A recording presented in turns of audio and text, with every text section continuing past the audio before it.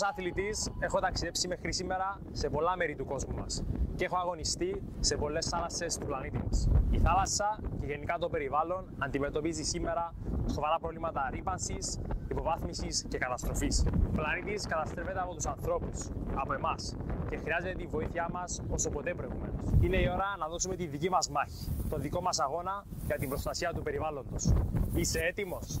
Η πρόκληση για προστασία του περιβάλλοντος είναι μπροστά μας. Ως πρεσβευτής του ΚΙΚΠΕ για το περιβάλλον, σε καλώ να πάρεις την απόφαση και να προστατεύσεις το περιβάλλον. Είναι η ώρα να δράσεις. Μπορείς να κάνεις τη διαφορά.